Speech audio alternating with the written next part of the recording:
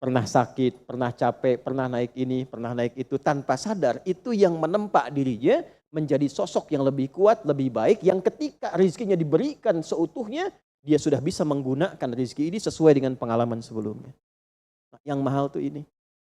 Makanya Abdurrahman bin Auf itu kan diambil dulu, dirampas hartanya, berangkat 400 kilometer, jalan kaki, nggak bawa apa-apa, dipakai dulu ilmunya, belajar dulu jadi penyalur, dapat upah, dapat bonus dulu, baru dipakai lagi. Tapi perjalanan itu menempa hidupnya dengan iman sehingga jadi orang terkaya yang pernah tercatat dalam kehidupan di bumi sampai hari ini.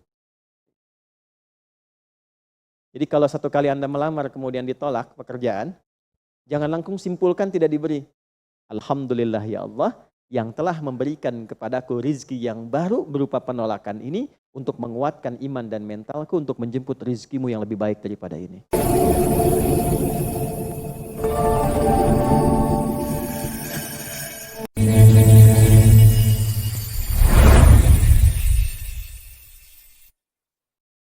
Jadi gini, ini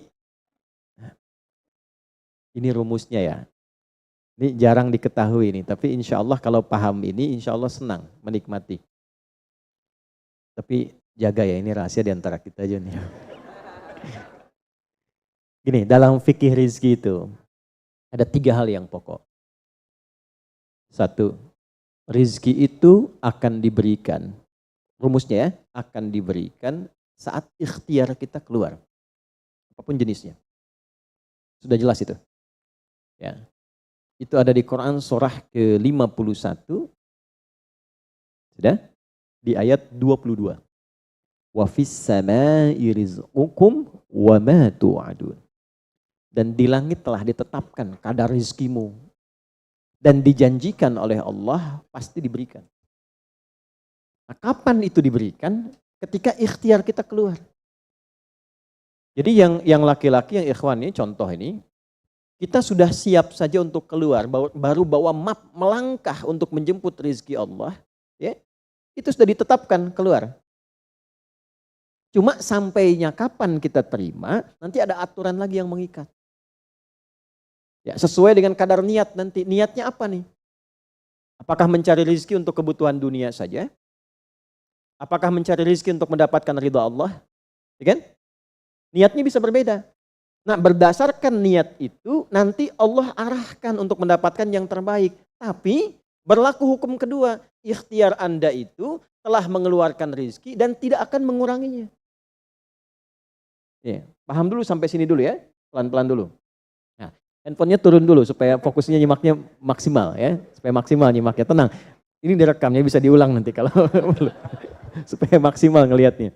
Jadi ini yang pertama dulu, rezeki sudah ditetapkan, pasti diberikan. Cara Allah memberikan, kita bergerak, itu rezeki ditetapkan turun.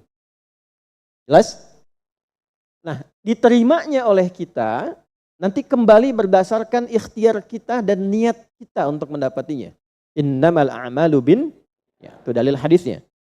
Jelas ya? Sampai sini dulu. Yang kedua, rezeki tidak akan tertukar dan berkurang. Karena kadarnya sudah pas. Ya, tepat, pas. Tidak ada yang berkurang. Dan tidak akan tertukar. Kalau Anda yang berikhtiar, tidak mungkin datangnya ke teman Anda. Mustahil. Kalau kita yang berikhtiar, tidak mungkin kepada saingan kita. Itu mustahil. Ya, kan ada persaingan dalam bisnis kadang-kadang kan. Kalau Anda yang ikhtiar, tidak mungkin ikhtiar Anda hasilnya diberikan kepada lawan bisnis Anda. Itu mustahil. Pasti jatuhnya ke Anda juga. Tidak akan ke yang lain. Kecuali dalam satu bab rumah tangga. Ya, usaha ayah kadang diberikan rizkinya mengalir kepada anak, atau usaha anak akan mengalir kemudian dampaknya kepada orang tuanya. Itu sudah rumus. Ya, awas hati-hati. Jadi kalau Anda ingin mudah berkehidupan ke depan, didik anak dekat dengan Allah. Ketika anak itu jadi baik, keberkahan pada anak itu akan menular kepada kedua orang tuanya. Ya, Bapak Ibu pengen haji, nabung banyak, belum berangkat, sudah antrian panjang. Kan? Tapi tiba-tiba ada orang yang tetangga anaknya penghafal Quran 30 juz, dapat hadiah haji, orang tuanya ikut, bapaknya ikut, ibunya ikut, gurunya ikut. Ya, jadi nanti ada 2 ayat di dalam Al-Quran yang menjamin usaha orang tua mengalir ke anak, usaha anak mengalir kepada kedua orang tua. Babnya keluarkan kalau ingin mudah. Nah yang ketiga, nanti saya urutkan di papan tulis supaya memudahkan itu. Yang ketiga, ini yang paling penting untuk disadari, urut dulu ya. 1, rizki telah ditetapkan untuk diberikan sepanjang kita mau berikhtiar untuk menjemputnya. 2, rizki tidak akan berkurang dan tidak akan tertukar. Baik ya? Jelas sampai sini? Nah, ketiga, ini yang paling penting. Fokus ini dengan baik. Rizki akan ditentukan keberkahannya berdasarkan nilai keimanan seorang hamba. Catat ya, rizki akan ditentukan kadar keberkahannya. Saya bicara berkah dulu tuh. Berdasarkan kadar keimanan seorang hamba. Yang ketiga ini kaidah khusus yang membedakan antara beriman dengan belum beriman. Sebab kita bisa bertanya kepada Allah, ya Allah, saya sudah beriman. Ada hambamu belum beriman. Apa yang membedakan iman saya dengan hambamu yang belum beriman terkait dengan persoalan rizki? Maka turun nanti ada ayat tentang rizki yang dikaitkan dengan iman. Sekarang kita praktekkan pelan-pelan. Ada rizki. Ada yang namanya rizki? Ada ya. Nah ini ya. Ini bab tentang Anda nih. 1, pasti diberikan sesuai kadar ikhtiar. Loh. Ya? 2, sifatnya tidak tertukar. Ya, putri boleh tertukar, ada menteri yang tertukar, tapi tidak ada rezeki yang tertukar ya. Tidak tertukar sesuai dengan niat. Rizki nggak butuh alamat ya Pak, udah begitu dapat langsung diberikan. Karena malaikat tuh kalau sudah turunkan nggak mungkin salah alamat tuh, udah tercatat semua itu. Ya. 3, kadar iman menentukan keberkahan satu rizki. Keberkahan rizki. Ini 3 ini. Ya. Ya, pelan-pelan. Ya, cara memahaminya bagaimana? Kalau ada yang bergerak, itu pasti rezeki diperintahkan ya untuk diturunkan. Tapi sekali lagi tadi, apakah itu akan langsung diterima atau nanti diakumulasikan, dikumpulkan? Yang dengan pengumpulan itu di titik tertentu Allah berikan. Jadi kalau Anda misalnya belum dapat hari ini, belum dapat hari besok, sepekan nyari nggak dapat. Tiba-tiba bulan yang ketiga dapat dan gajinya begitu besar tawarannya. Bahkan belum mulai udah dikasih ya pesangon misalnya untuk uang muka banyak sekali. Nah, cara memahaminya bagaimana? Bukan berarti ketika Anda dapat di situ besar, itu akumulasi kumpulan yang telah dikumpulkan dari ikhtiar Anda sejak awal. Paham nggak sampai sini? Paham ya? Nah, kenapa ada hukum demikian? Masuk ke sini dulu nih. Ya, saya mau tanya sebentar. Bapak Ibu, yang para ayah dulu ya, laki-laki lah terutama. Kalau mencari rizki dalam konteks bekerja ya, untuk materi. Karena rizki itu nanti ada ketenangan, anak-anak, keturunan itu rizki juga. Dalam konteks mencari materi, untuk makan, untuk minum dan sebagainya, saya tanya, untuk memenuhi kebutuhan hidup atau untuk mencari ridho Allah? Udah jujur aja, nggak usah. Bahas sini dulu. Udah, wajahnya nampak kok ini. Saya tanya, untuk kebutuhan hidup atau mencari ridho Allah? Nah, ini nomor 1. Nggak mau kalah dua-duanya. Ridha Allah. Ini sekedar dunia. Pelan-pelan ya. Ketika Anda mencari rizki hanya untuk dunia, maka yang berlaku hukum dunia.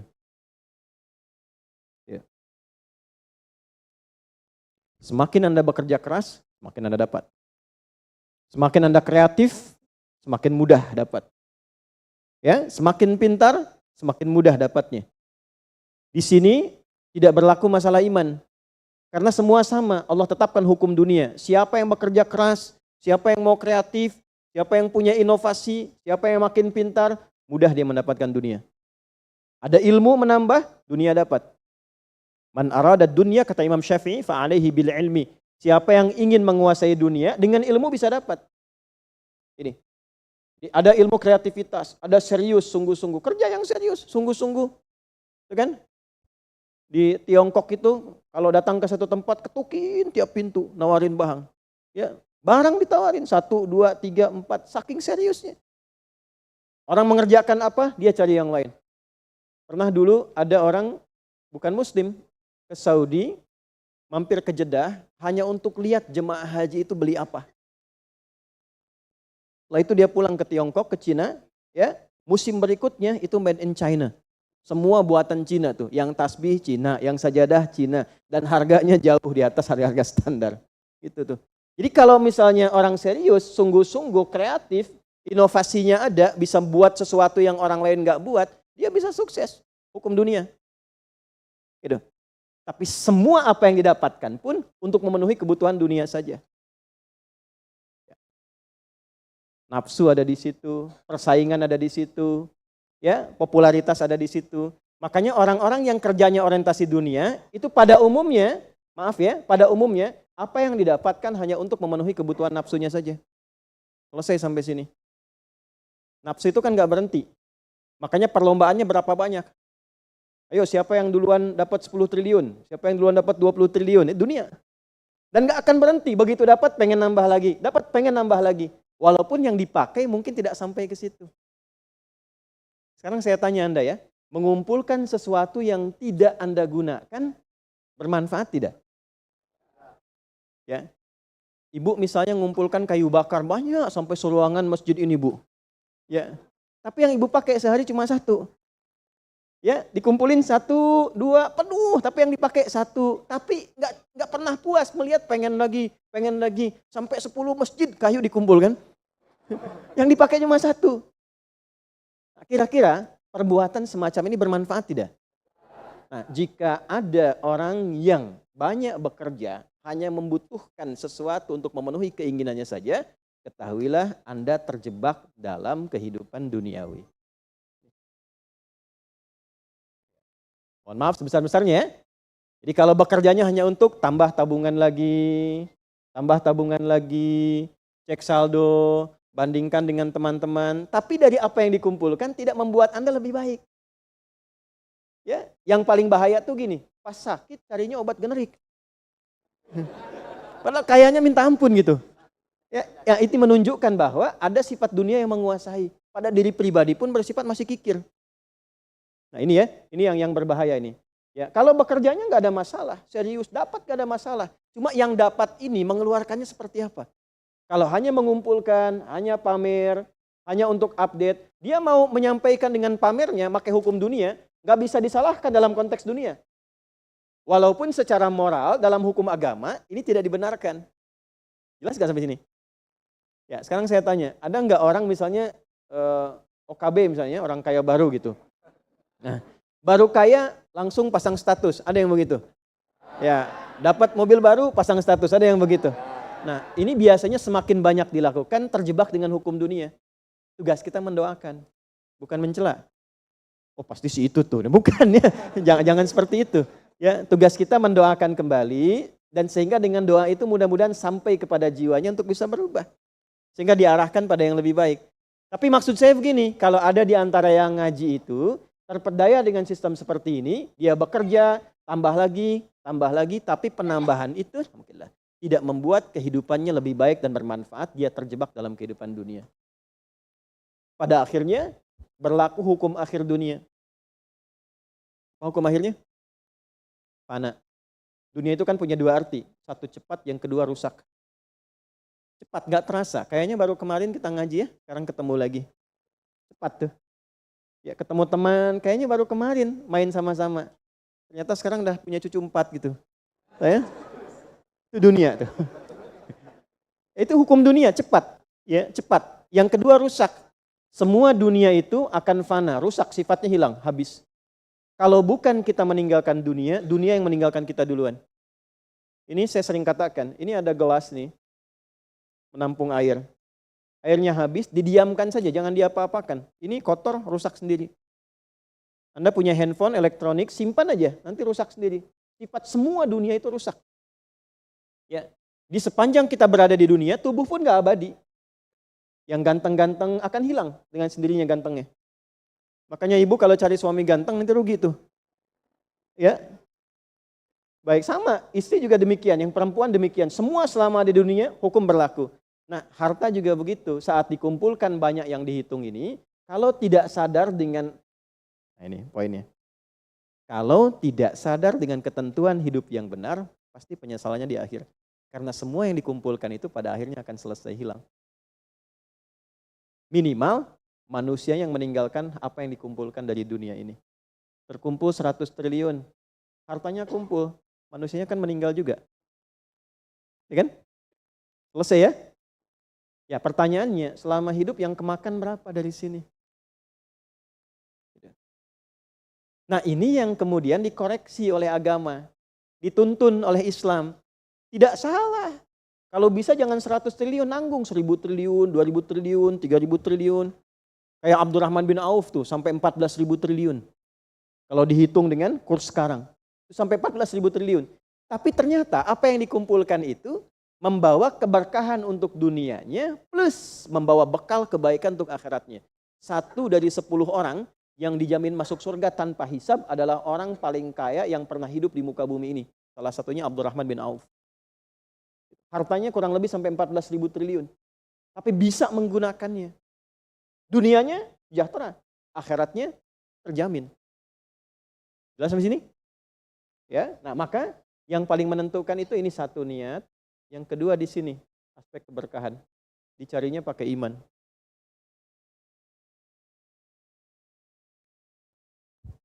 Maka niatkan yang pertama, upayakan setiap pencarian itu gunakan fungsi imannya untuk mencari ridha Allah. Maka ayatnya akan pindah ke ayat 172. Ya ayyuhalladzina amanu kulu min thayyibati ma razaqnakum. Hei orang-orang yang beriman, pakai imanmu untuk mencari kebutuhan hidupmu. Nanti aku siapkan kata Allah yang sesuai dengan kadar imanmu. Karena itulah kadang kelihatannya begini. Kelihatannya mohon maaf ya Bu, Pak. Nggak dapat lagi, padahal sudah tahajud malamnya. Udah puasa, udah baca Quran, lamar nggak dapat lagi. Ini nggak dapat lagi. Bukan karena ini Anda nggak bisa dapat, bukan. Karena belum cocok dengan iman Anda, ini belum thayyib. Belum thayyib. Belum ada baiknya. Mungkin ada bagian dari usaha itu yang kurang cocok untuk iman. Tapi ikhtiar Anda mencari, itu oleh Allah ditetapkan. Setiap dia berangkat, tuliskan. Siap turunkan, siap turunkan. Cuma kapan diturunkan? Nah, itu kadang-kadang ada latihan untuk menguatkan keimanan kita. Sampai kita melewati semua perjalanan pencarian rezeki itu, baru diturunkan. Dan hebatnya, dalam mencari ini, Allah berikan bonusnya. Ada bonus pengalaman. Pernah sakit, pernah capek, pernah naik ini, pernah naik itu, tanpa sadar itu yang menempa dirinya menjadi sosok yang lebih kuat, lebih baik, yang ketika rezekinya diberikan seutuhnya, dia sudah bisa menggunakan rezeki ini sesuai dengan pengalaman sebelumnya. Nah, yang mahal tuh ini. Makanya Abdurrahman bin Auf itu kan diambil dulu, dirampas hartanya, berangkat 400 km, jalan kaki, nggak bawa apa-apa, dipakai dulu ilmunya, belajar dulu jadi penyalur, dapat upah, dapat bonus dulu, baru dipakai lagi. Tapi perjalanan itu menempa hidupnya dengan iman sehingga jadi orang terkaya yang pernah tercatat dalam kehidupan di bumi sampai hari ini. Jadi kalau satu kali Anda melamar kemudian ditolak pekerjaan, jangan langsung simpulkan tidak diberi. Alhamdulillah ya Allah yang telah memberikan kepadaku rizki yang baru berupa penolakan ini untuk menguatkan iman dan mentalku untuk menjemput rizkimu yang lebih baik daripada ini. Jelas ya? Nah ini poin-poin ini yang mahal. Nanti kalau sudah dapat ilmu ini, yang lainnya akan lebih mudah. Nah, jadi jangan disimpulkan, ya Allah aku sudah ngaji, aku sudah tahajud, kurang apa lagi? Sampai hari ini aku belum dapat. Nah itu sesuatu yang tidak tepat untuk keluar, tapi juga bisa dipahami karena boleh jadi belum mendapatkan pencerahan sesuai dengan bab rizkinya. Nah pada akhirnya dikembalikan, kalau sudah dapat itu ditanya balik oleh Allah, itu mau dipakai apa? Toh pada akhirnya aku yang cukupkan. Ya, falyanzuril insanu ila ta'amih. Yang pertama kebutuhan makan kita pastikan dengan baik. Allah yang kasih, masa digunakannya untuk mencari yang tidak baik? Jelas?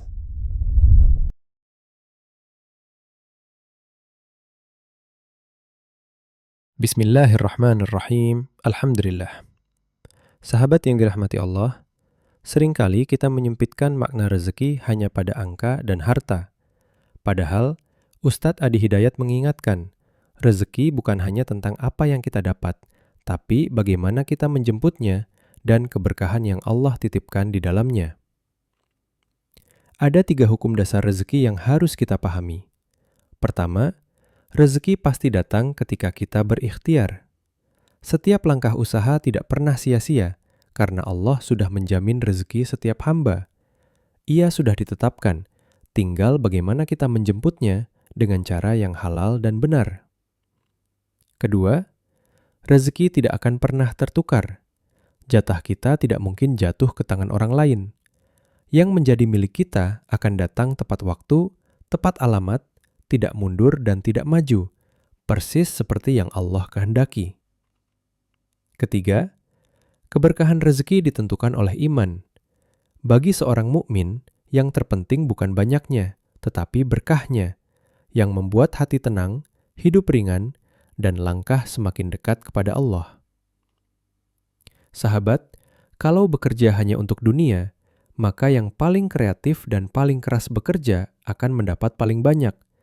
Tapi semua itu hanya berhenti pada kepuasan yang fana. Namun, bila pekerjaan diniatkan sebagai ibadah, maka Allah akan menghadiahkan rezeki yang thayyib, yang memenuhi jiwa, bukan hanya dompet.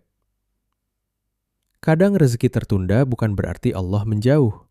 Seringkali, Allah sedang menempatkan kita pada posisi terbaik untuk menerima sesuatu yang lebih cocok, lebih baik, dan lebih berkah. Ada pula hubungan antara rezeki orang tua dan anak. Kesalehan anak menarik rahmat untuk orang tua, dan kerja halal orang tua menjadi kebaikan yang mengalir untuk anak-anaknya. Inilah ikatan rezeki yang Allah satukan dalam keluarga. Dan ingat, penolakan pun bagian dari rezeki. Ketika lamaran ditolak atau usaha gagal, itu bukan akhir. Itu cara Allah menguatkan mental kita sebelum membuka pintu yang jauh lebih besar.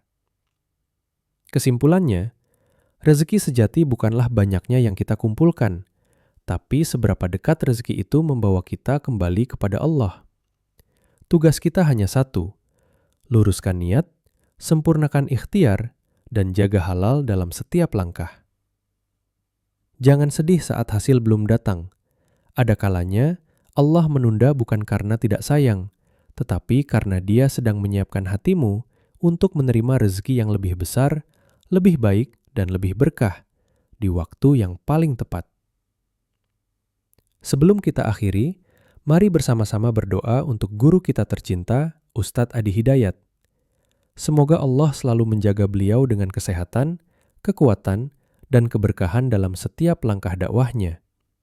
Semoga ilmu yang beliau sampaikan terus menjadi cahaya bagi umat dan amal jariah yang tak pernah terputus. Jika video ini memberi manfaat bagi hati dan iman kita, jangan lupa untuk like, share, dan subscribe agar semakin banyak yang merasakan cahaya ilmu dan kebaikan dari dakwah beliau. Terima kasih sudah menyimak hingga akhir. Semoga hidup kita senantiasa dipenuhi rahmat dan petunjuk Allah. Mari terus belajar, berbuat baik, dan saling menguatkan dalam kebaikan, agar setiap langkah kita menjadi jalan menuju ridhonya. Wassalamualaikum warahmatullahi wabarakatuh.